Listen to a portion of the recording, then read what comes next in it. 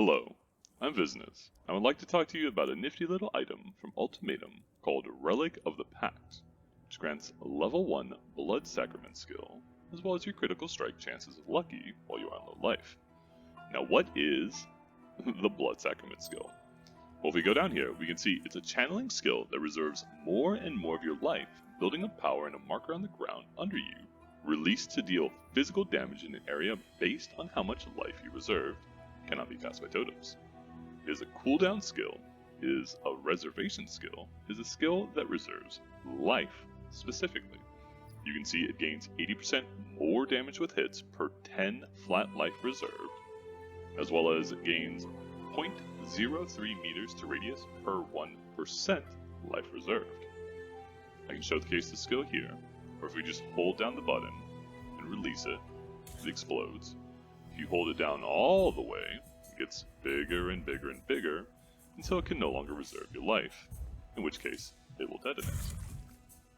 Now then, how do we speed up that process so it doesn't take quite so long? Luckily, Relic of the Pact is a granted skill item that comes with sockets. So we can just slip one of these on that has a life tap support, a second wind support, and in this case an awaken increased area of effect support, both because it is conveniently 130% reservation, as well as the increased area is very welcome. Second wind, it being a skill with a cooldown, it helps spam out the ability a little bit more, as well as it has a very high reservation multiplier of 200%, as well as life tap has a massive multiplier of 300%, bringing our skill up to 15.6% reservation, making it a lot quicker to get to maximum charge. But we're still a ways away. That's where Essence Worm, the Unset Ring, comes in handy. What Essence Worm allows you to do, it effectively allows you to socket an aura gem for free at the cost of having a massive reduction of your reservation efficiency of other skills. Providing you have no other effects on the tree or character, it makes them cost about 5 times as much, which, in the case of Blood Sacrament, is mighty convenient. As you can see, our reservation is now to a whopping 78%, making it so that in one click, it will now detonate, as opposed to several seconds held down. It is now a repeatable large AoE.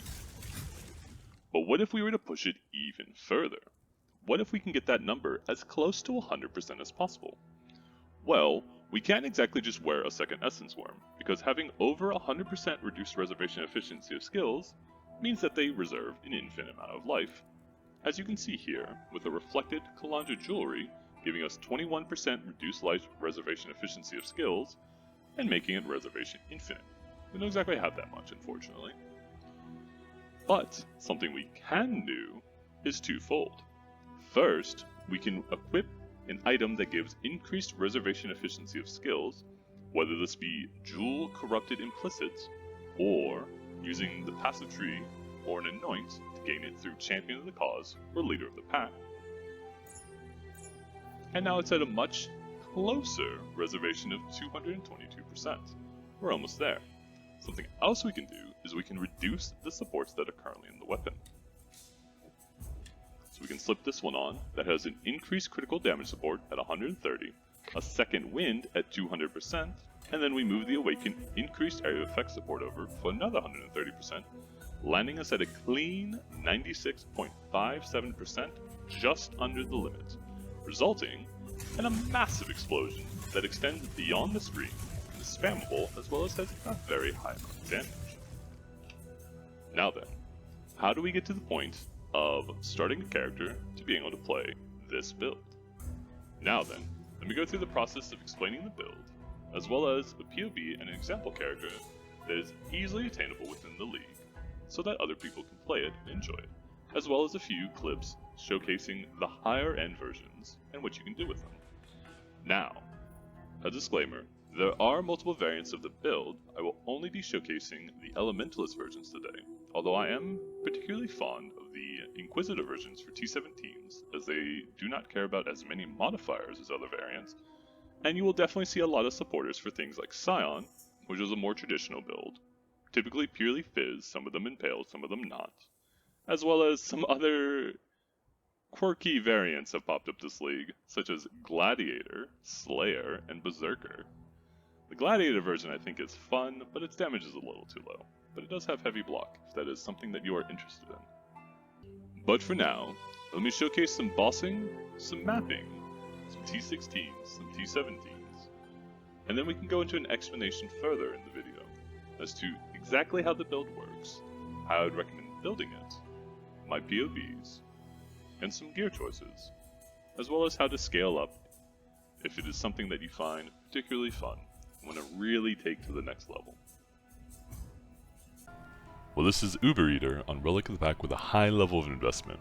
We'll be utilizing Reflected Calandra Jewelry, Mage Blood, Good Jewels, Corruption, Influence Gear, and anything else that hundreds of divines can acquire. Things that we won't be using are adorned, but we'll get into that more later. I'll begin the fight by using curses for our Balance of Terror, and then I'll damage him just enough to cause an ability, of which I will then attempt to kill him during the ability using the slow from Chilling Trees. Similar tactics can be employed against the Searing Exarch.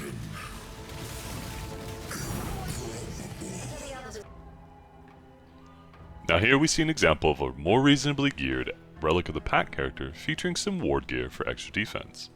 Big Life is the name of the game thanks to Wrathpith, and items such as Untouched Soul and Comb's Heart will help us with this. With a much more modest amount of damage, we can see some of the benefits of playing a cold base build to be able to maneuver around boss abilities and avoid taking damage.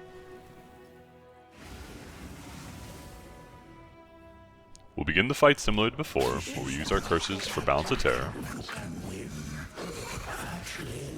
utilize the action speed slow this time, not to help push him and skip the intermission, but to avoid his attacks as we spin around him. Although we don't have that many layered defenses in this build, thanks to our rather large health pool in conjunction with some endurance charges, as well as elemental Aegis from Elementalist, it allows us to tank some of the more dangerous attacks during the intermission and get back into the fight.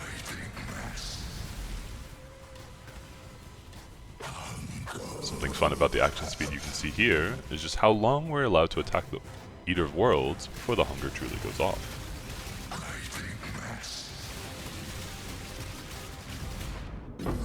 Nice clean, one intermission fight. We even got a nice bonus alongside it. Let's see how the build fares against an encounter with a bit more going on. A bit more of a chaotic fight with lots of projectiles and moving parts. We'll do an Uber Elder to really showcase the benefits of such a large area of effect when coupled with high damage. One of the things that we'll be able to really showcase in this fight as well is the Primal Aegis Notable from Elementalist Ascendancy, and how it helps mitigate things such as Shaper Balls, Squid attacks, Elder Icicles, allow us to continue reserving our life for our attack the whole time without much worry.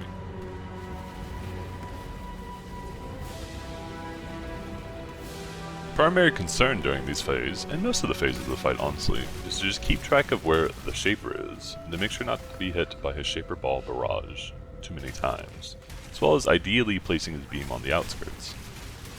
Something else we can keep an eye out for is occasionally you will see on the outskirts, on the edges, little squids pop up that will attempt to drop physical degen. Thankfully, because of our large AoE, as you see one there to the left, they kinda just get cleaned up without you having to worry about them, but they're still good to pay attention to.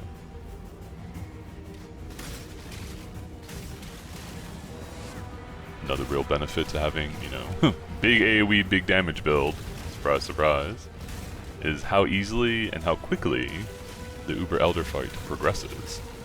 Where typically, the second one of their intermission ends, you can push them both into the next intermission immediately, cutting the fight down from 8 phases to effectively 4.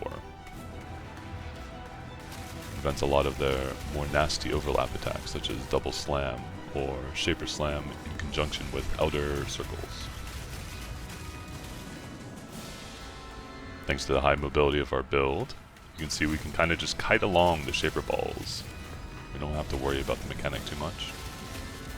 And although it's typically dangerous to be attacking while being attacked yourself, due to the reservation nature of the skill, Primal Aegis is covering most of the attacks.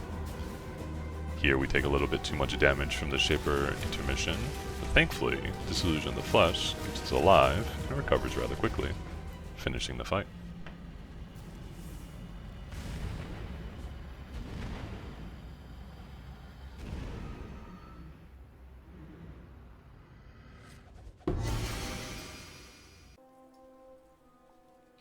Now let's get into some mapping content.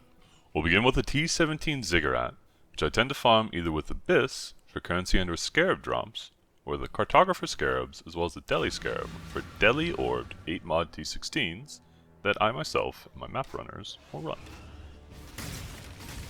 Some things to keep mindful of while playing this build are lingering damage effects.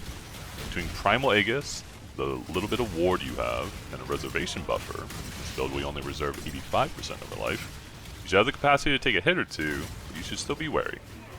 Things like water elemental tornadoes, ritual bombs, poison burrowers and spitters, devourer ground degen, arc mobs, as well as a few other creatures are things to note and play around appropriately. Most of the time it kinda just boils down to spamming the Relic ability while approaching the enemy, but if possible, you would want to walk at a slight angle into packs rather than straight forward into them. Crossblink is an excellent tool to ensure you're getting the first strike off against monsters, but do be careful about jumping into too many packs in a row, as you'll want time for Primal Aegis, Ward, and Disillusion to recover. Although I am currently farming T16s, as I'm running fairly low on them, a lot of the times I will be farming Abyss, which plays extremely well with the nature of the build. You're a natural spellcaster that has a very spammy ability, a high rate of cast per second due to the cooldown nature of the skill as well as fast cast speed. On top of that, you already want to be pathing to the caster masteries either for AoE, cast speed, or multi. So, picking up the caster mastery for a 25% chance on cast to open the chest is a no-brainer.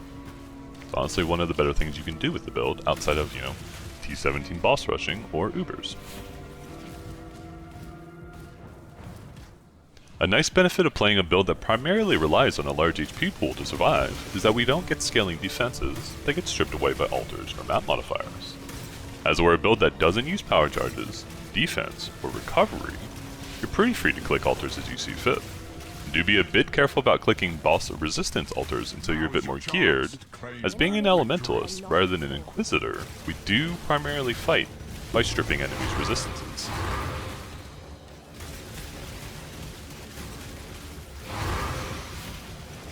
As we approach the Katarina fight, some real nice benefits of playing a high freeze build come into effect, as you can see us freezing the first mini-boss, bypassing the laser ability entirely.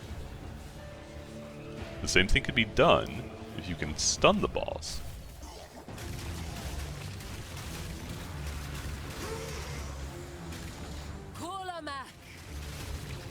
A nice little trick that some people may not be aware of also while we're on the topic of Katarina is when she yells Kulamak and then throws the staff, leaving the ground degen, she is aiming it at where your character is when she uses the ability. So it can be quite helpful to be on the side of the arena rather than the center to make it so it's not an issue. Another little tip, I suppose, that we can go over is when she says, "Give your soul to me," she's preparing to do her teleporting slam. She will teleport above you, and then if you move, she will continue chasing you, getting a stronger and stronger slam until she finally releases it. A couple things you can do are don't move when she initially does it. The damage isn't that high. You can probably use a guard skill. Or you can hang out on the edges of the arena, and a lot of the time she just won't teleport to you.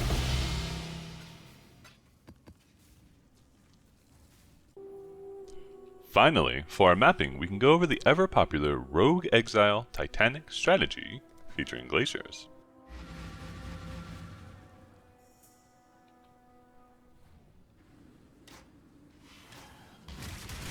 For those who aren't too familiar with the strategy, one of the things people are doing this league, myself included, is you stack a bunch of Anarchy Scarabs alongside Titanic and Titanic of Legends to create a map full of unique monsters that are massively scaled up through base Titanic Scarab, as well as rare monster modifiers from Titanic of Legends. Do keep in mind if you're doing this strategy, while Titanic of Legends does say limit 2, only one will work, so don't waste them. You can see we've decided to venture into the Wildwood, and while that can be tricky sometimes, the thing that I am primarily concerned about is having too much yellow juice, because I really care about whether the monsters are faster than me, whether they can get their attacks off before I can freeze them. Less worried about AoE or crit from the other two colors. That being said, the color I want the most is definitely blue, where in conjunction with the high magic finding stats, I suppose, of the unique monsters, it tends to drop a lot of Valdos and Divine Orbs.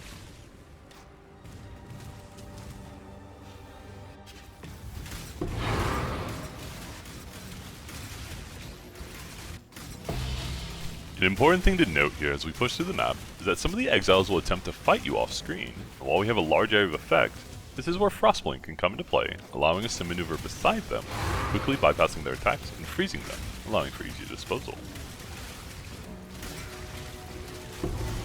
The bow characters, as well as the Sparker, tend to be the most dangerous for our character, as they're quick to fire and have a large spread of attacks. For the most part though, we should have no major issues clearing without a death.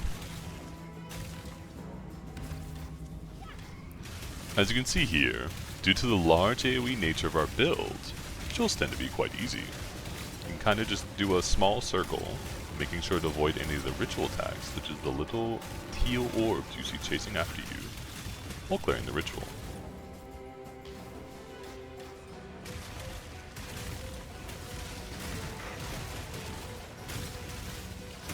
Something to note, as you'll see happening here, is that while you do have a large health pool, and you are resilient to getting one shot, it does disable your ability, so you will need to flee for a few seconds, while Disillusion of the Flesh recovers.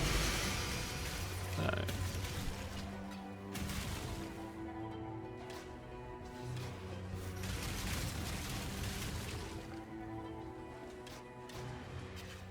The strategies that I've been finding a lot of success with throughout the league was Syndicate, using Nico Scarabs to mass gather Azerites, doing invitation farming, such as Elder Slayers or Synthesis, as well as I talked before, just abyss farming in general is quite good, whether it's in T16s or T17s. When I'm ready, and not before.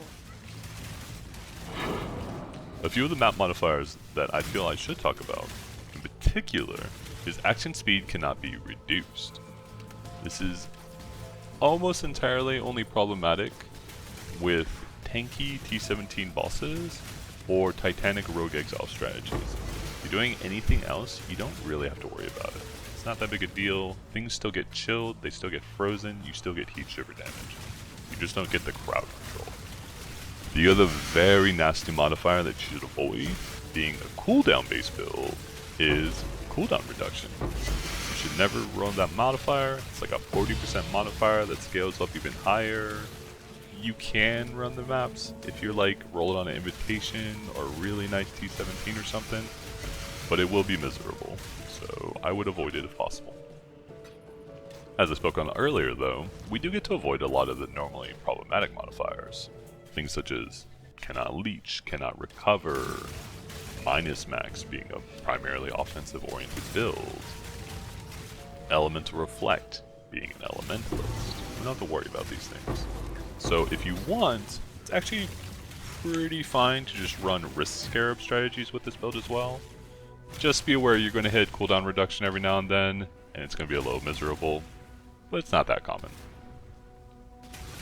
As you see there, we got clipped by the goat, survived, got clipped again, didn't survive.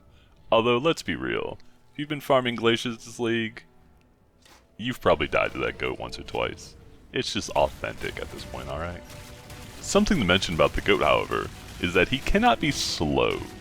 He can still be chilled and frozen, I believe, for things like heat shiver, but he actually just has a modifier that is cannot be slowed. Alright, now that we've seen the build in action, in a variety of different scenarios, and how it performs, let's talk about actually what the build does, and how you should scale it. So, once again, first and foremost, is Blood Sacrament granted by Relic of the Pact is a physical spell.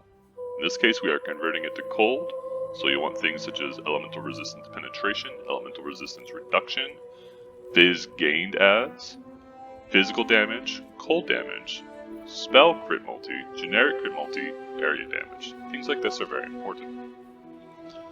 We can look at the tree, and I can go quick overview as to why I've gone to certain places, and whether you should or not.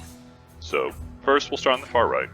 I go to the Throat Seeker, it's access to a lot of critical strike multiplier.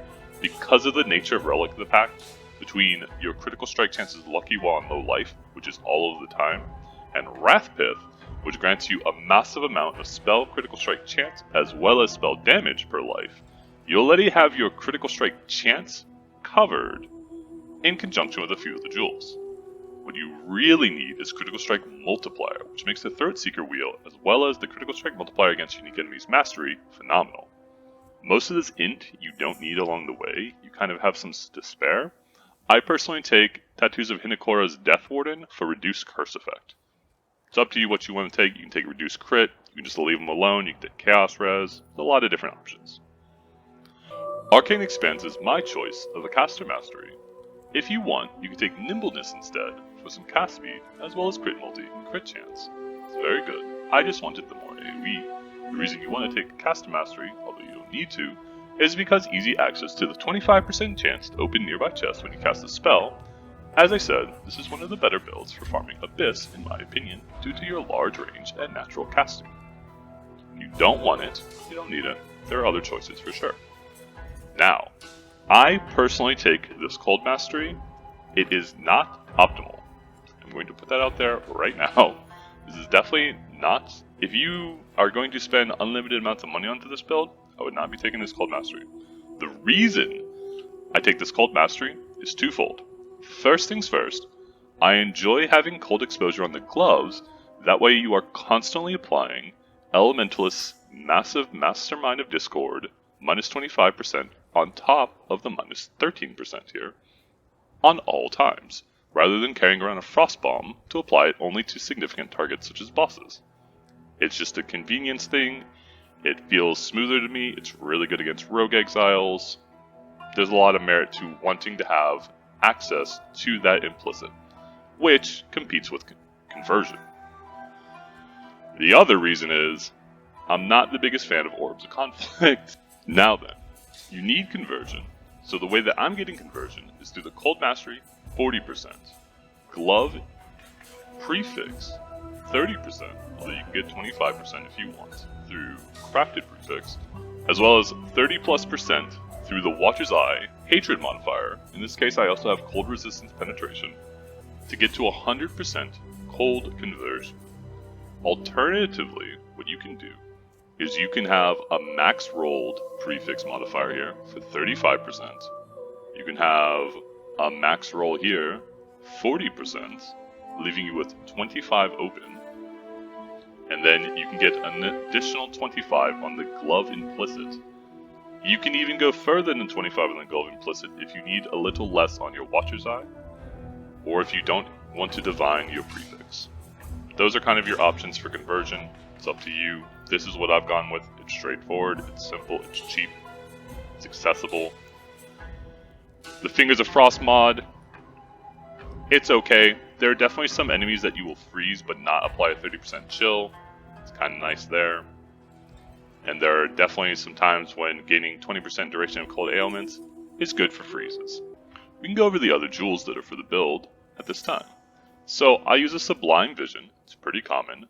Thankfully, with the changes to Hatred this league being purely a Fizz Conversion aura as opposed to a cold spell aura, well, a cold damage aura and a Fizz Conversion aura, Sublime Visions of Hatred are pretty cheap. The last I looked, they were a few divine. I think I bought this perfect one for 6 recently, and you can definitely buy cheaper ones in like the 2 to 4 range. I don't know if that is still true when you watch this video, I hope it is. But they're pretty cheap this league, relative to previous leagues. I use a Balance of Terror. The all resistance is honestly pretty good. The main draw for Balance of Terror is that first line there. 25% increased cooldown recovery rate if you've cast Temporal Change in the past 10 seconds. Once again, we're a cooldown based build. 25% CDR is an absurdly high amount for the cost of 1 socket and casting a spell every now and then. You don't even really need to spam it constantly, but you can if you want. I typically just do it for bosses, but it kind of smooths out the gameplay of the mapping if you want to do that as well. Second mod I have opted for here is not technically the best second mod. I have gone with Gain 38, it goes up to 40%. Gain 38 of physical damage as a random element if you cast Elemental Weakness in the past 10 seconds. This is more of a mod of convenience. This is a good damage modifier, do not get me wrong. However, there's a modifier for Enfeeble that gives up to 40% critical strike multiplier, and it is definitely better, but it adds another curse to the build, whereas Elemental Weakness is naturally one of the curses you're going to cast in this build. So I've kind of just stuck with it. If you really want, what I would probably recommend if you stay on one curse is, and put one like all of the damage, is you actually cast Assassin's Mark on big targets, and you cast Enfeeble and Temporal Chains off balance. It's up to you how much of all these like little side abilities you want to go into, but that's kind of your option. I have here my Corrupted Blood Jewel. This is pretty above average, but it's kind of up to you what you're going to get. You can get life, you can get stats, you can get multi, you can get cold damage, you can get a second implicit, whatever have you. You're going to want to answer ailments with this build. You're going to want to answer bleed. You're going to want to answer Corrupted Blood. You're going to answer poison. You're going to want to answer burning ground. You're ideally going to want good chaos damage mitigation against ground degens. You don't need immunity. Some form of mitigation is nice. As well as you're going to want to be immune to ignite. Mainly because we're a Dissolution of the Flesh build. This is kind of one of the main reasons to play big life stackers. Dissolution of the Flesh gives you 30% more maximum life. It is a huge multiplier to your life. As you can see when I socket it in, I gain just shy of 5,000 life for one jewel. It is an absurd amount. In this case, I have opted for reduced effective curses implicit. I got it for pretty cheap. They're probably not cheap. I don't even know if people really corrupt these. Probably got lucky. But that's that. If you can get implicit, great. I'd probably recommend to most people to buy at 29%. They are significantly cheaper than at 30%. But again, spend within your budget. Figure it out. The last jewel that I'm using is a Storm Shroud. Modifier is the chance to avoid shock applied to all elemental ailments. As I said, we need to answer ignites. Answering shock is nice just from the gear itself to help prevent us from dying. An answer to freeze and chill alongside with all of the different things that come from delirium. It's phenomenal. Wear it. It's easy. You do use the resistances. The way I have shock mitigation in this build, how I recommend it to most people, is going to be through a Stygian Vice. In this case, we spam Deafening Torments until we hit T1 life and ideally some useful suffixes. It's not that uncommon. The essences are like maybe 1 chaos each. I think they were like 1.1 when I was buying them. They're pretty cheap. Ideally, your belt looks something like this.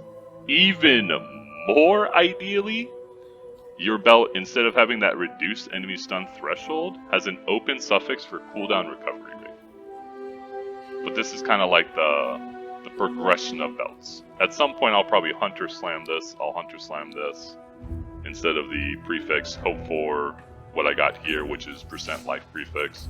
It's a huge boost. % life is massive for your build, you have a lot of flat life. And once again, life is kind of like the centerpiece of the build, right? As we go through the tree, you can see we have more area of effect. It's kind of up to you how much of this area of effect you want to take. The correct answer is yes, take it all. But it's up to you. You want a little bit more life, you want a little bit of crit. You want to take some of these avoidance nodes to help with poison and bleeding. It's up to you. There's lots of options. You can go over here to Snowforge, you can go over to Random Blood. There's plenty of things you can do. In this case, this was me just trying to squeeze a little bit more AoE. I wanted the point. This point is okay. This point is okay.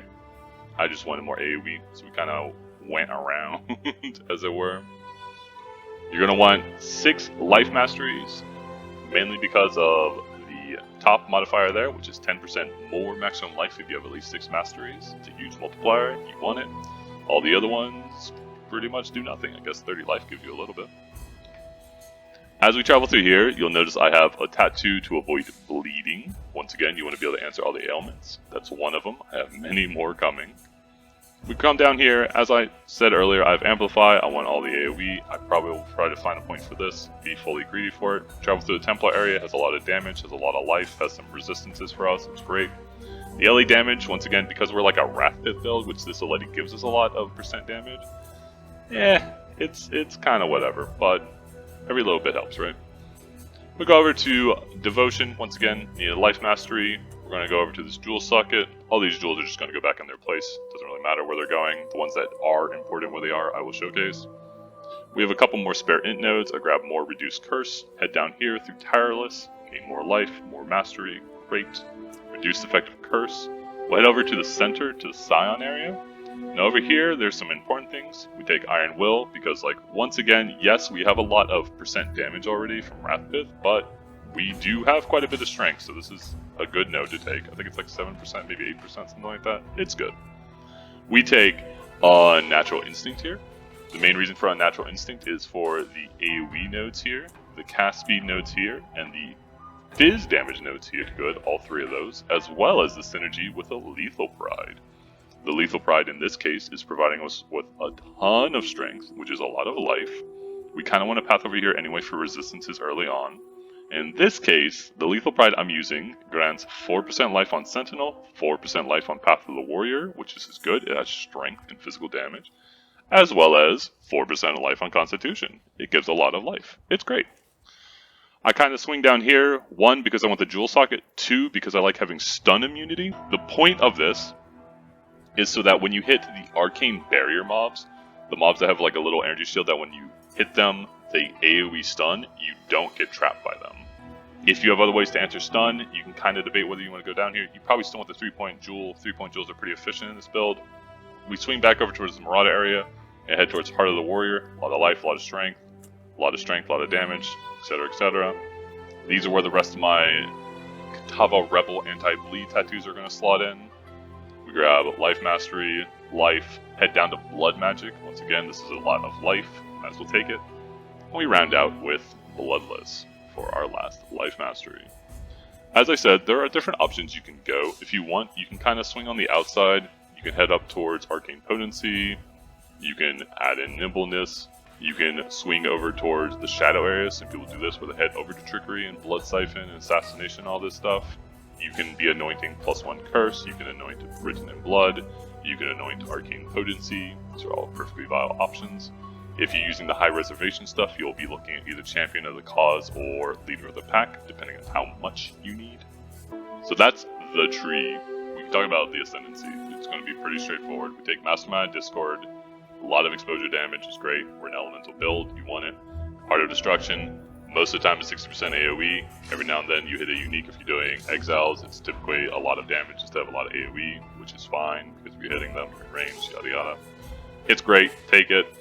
You're going to take Bastion of Elements. This has phenomenal synergy with the rest of the build where you are typically reserving a large amount of your life. And so this effectively gives you a large, flat amount of life on top of that acts as a buffer. As well as reduces, makes it so you can't take reflected elemental damage, which is not bad. And then we kind of round it out with Shaper of Storms. Shock is a large multiplier. You shock most things for like 40 to 50%. You will shock Ubers for like 20 to 30%. It's pretty good. There really isn't anything else to take. Like, I guess you could take Shaper of Winter to help ensure your chills to give you a little heat shiver damage. It's going to be worse than the Shaper of Storms, but if you want the chills to slow things, I guess go for it.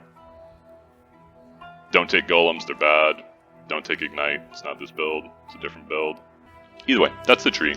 So now we can talk about some of the gearing, right? So I talked about earlier, Heat Shiver is pretty straightforward. You're a cold build, you do very large single hits of cold damage, so it's not hard for you to do freeze against large enemies, as well as max chill against most things. You wear Untouched Soul, even though you're wearing a Combs, and it's kind of funny looking, it's still like a 500 life amulet. Obviously, we have access to Kalandra jewelry this league, just reflected jewelry in general.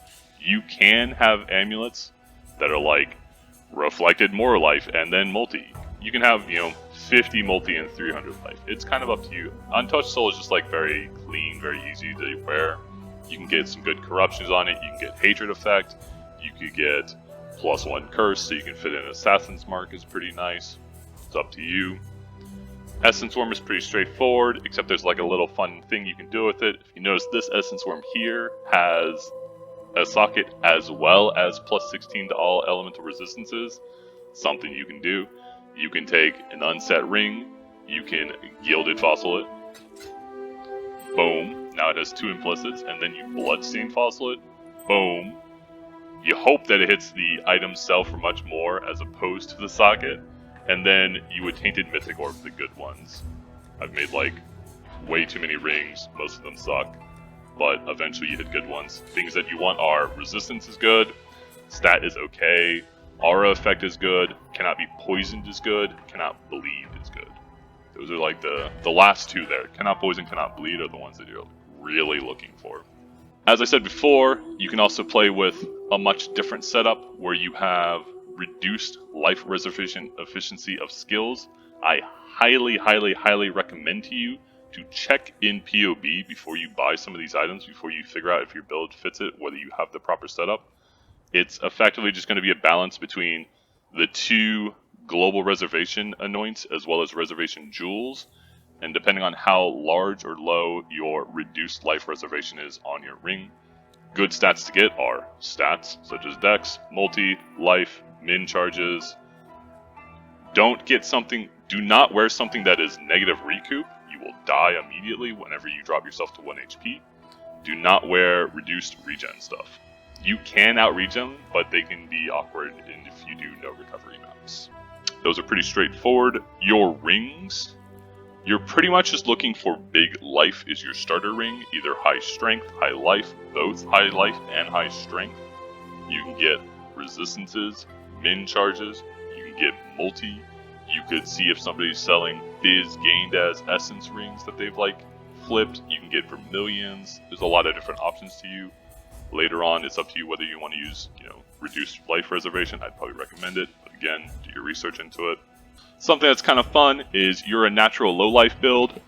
You can wear wonder traps. They're effectively free. Get some with life. Get some with better stats than mine have. They roll up to 30 of each stat. They roll up to 25 movement speed. They're good if you just need more gold. As far as jewel choices are concerned, you can see a balance of terror here that has action speed cannot be modified below base value if you've cast Temporal Chains in the past 10 seconds. I have one of these specifically for the T17 modifier that says you have reduced action speed for each action you have taken recently. This counters it. It's great. You can use a Light of Meaning in the center of the tree. So if you see here where I have this Kurui Jewel, instead you can use a Light of Meaning for cold damage. You can use Fizz damage, although it's roughly the same. These are way cheaper.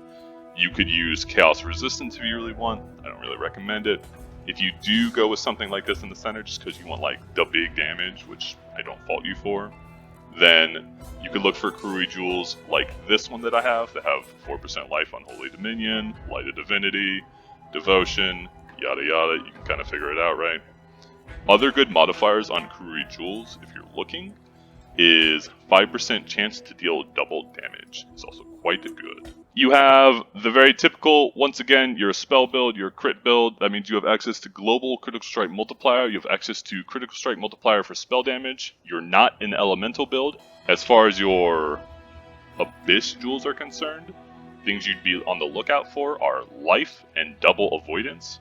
Shock is going to be one of them to go with your abyssal belt, so that your Storm Shroud prevents stuff. You can have anti-bleed, you can have anti-poison, you can have a pure damage one like this. You can have, instead of using a bunch of tattoos like I did, if you just want to use one of your jewel sockets, you can have multi, some flat damage, life, and avoid bleeding. Do keep in mind that although it looks very nice that Blood Sacrament has 80% more damage with hits per 10% life reserved, remember it has like a damage effectiveness of like 2 or 3 or something, so flat damage is good, but it's not gonna scale as crazy as you think it might. If you don't want to go through the trouble, and we'll talk about these boots and gloves in a second here and how you like make them and all this stuff. If you don't want to go through the trouble of the gloves, something that a lot of people play with are Prim Sorrows. They give you 100% Fizz converted. You can wear them from a low level. You can play this build from level 38 forward because of Essence Worm. That's when you can wear it. You can wear the wand at 30, but Essence Worm is when it really kicks off. Once you put it on at 38, you blow through the campaign, you blow through maps, it's great. It's a build that comes on incredibly early. If you're looking for corruptions, the corruptions you're looking for are spell critical strike chance, as well as life and spell critical strike chance, or just life. It's kind of up to you. I know we wear a sublime that gives a brittle, and this is a crazy amount of crit chance. The thing is, it's still nice. One, you still kind of have to get there, and especially against some of the tougher bosses, you don't always have the initial riddle. Two, it's nice to be able to kill things on the first hit, especially if you're doing like porcupine maps or things of this nature. Another reason why I kind of like the Inquisitor, because he had more reliable crit at all times, but the Elementalist has a million other benefits. If you don't need conversion on your jewel, then you're going to want to be looking for stuff like percent crit hatred, cold penetration hatred, flat damage hatred, percent damage hatred, behind like all of those things. It's kind of just whatever. You're a 1 aura build, pick one. Obviously you can wear a Mage Blood, it's great. The biggest thing that you get with Mage Blood, honestly speaking, is movement speed and cast speed. So like your Quicksilver and your Silver are your biggest benefits. You can wear a Diamond, once again, for that like crit consistency thing. You don't need the crit, it's just kind of nice to have the crit. You can wear a Gold Flask, again, rarity is huge this league for A, a lot of uniques just have value because of dust, and B, rarity equates to more gold, which is huge. You can wear an Amethyst for Chaos Res, immunity to poison, you can do immunity to CB, immunity to shot, like all those different things, right? It's a Mage Blood, you can figure it out.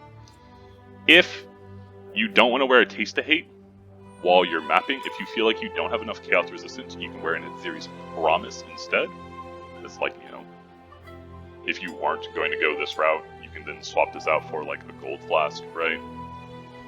But for the most part, I kind of recommend this configuration here, which is just a Taste of Hate, a Quicksilver with resistances, a crit Diamond, an immunity to poison Amethyst, and a Silver with movement speed. You could do better, but this is just like an okay starter configuration. They're pretty cheap. These aren't like max roll things, right?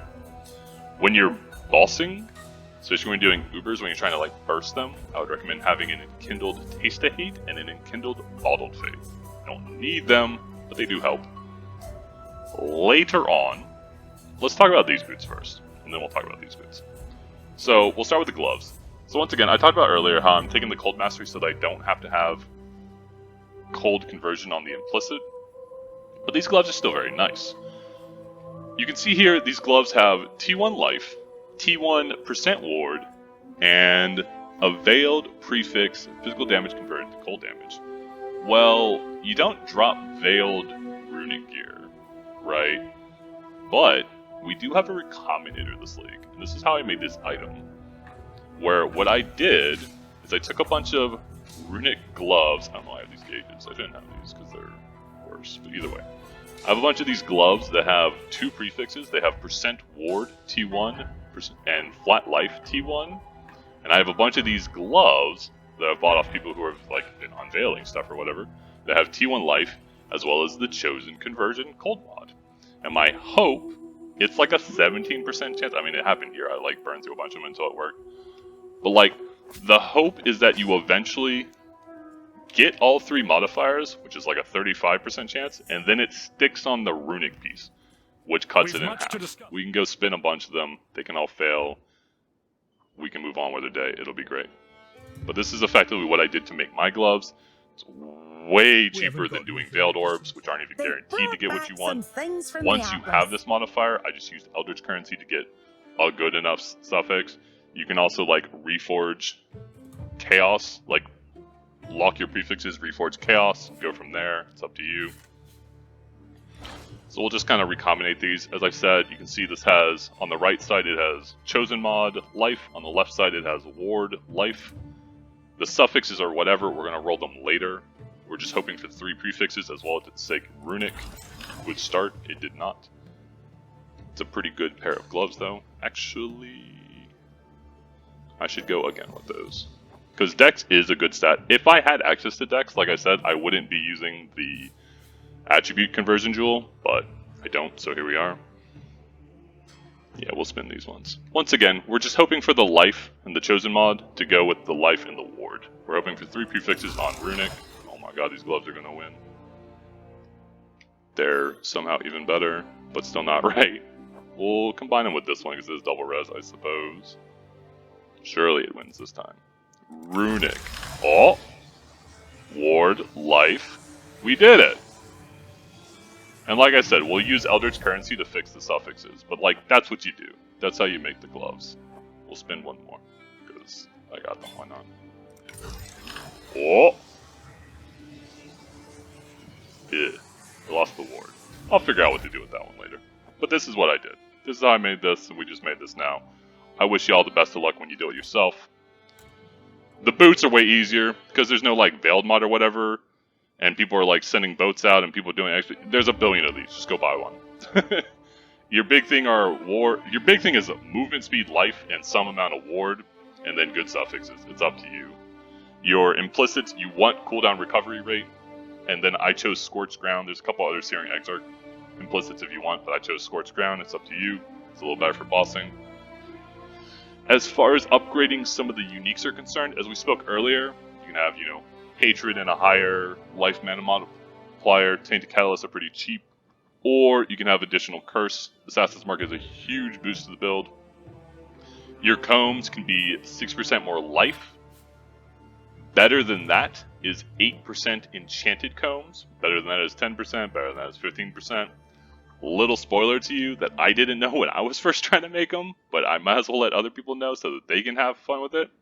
So, you take an enchanted base. Let's say you just want like a 1080 life chest, right? It's better than a 6%. The bases are cheap. Omens are pretty cheap. You can just use the Beast Hinakora's Lock to check them over and over until it hits, rather than buying like some crazy overpriced 6% life or someone else's 1080. Just do that. Good luck to y'all. Wrathpith with life. You don't need block as well. This is actually a pretty insane one, but I don't use most of the stats, but percent life is what you want. Block is good, once again, like because you're kind of like a fragile offensive build. Not taking damage is good, but life is what you're aiming for. Once again, the little like gilded mythic orb shenanigans for an essence worm. Go for it. Is there anything else that's like terribly important gearing wise and upgrading? Yes. Oh yeah, we talked about Adorn earlier. If you want to play with Adorn, you can play with Adorned. I have Jewel somewhere. You're gonna make a bunch of these, like a lot of these. You're gonna make them perfect, and then you're gonna Hinakora's lock them in the bestiary until they have some cool implicit, yada yada yada. It's up to you. Like, if you're at the point where you're making this stuff, you know what you're doing. If you're not at the point you're making this stuff, it's probably way too much currency and it's not worth it. It's up to you. And I think that's it. Honestly, I probably rambled on enough. This video has gone way too long. I'll try to shorten it down, make it a little more palatable to people. But yeah, I don't know. Build's fun. Build's great. It's flashy. It blows up screens. It's great for bossing, great for mapping. Hope you have fun with it. Hope you enjoyed the video. Do the like and subscribing thing. More importantly, I'm sure there is a lot to leave criticism about the video. Please do, so I can try to get better. I tried some like voiceovers. I tried like a little editing. It's probably scuffed, but I want to know how. I want to know how to fix it. We can try to make this better. Maybe I'll put out videos more often. I don't know. We'll get there. Either way, again, I appreciate y'all. Have a good day. Have a good weekend. Have a good league. Whatever. I'll see y'all later. Maybe next time I show you my Righteous Fire build. It's good. I promise. Take care, y'all.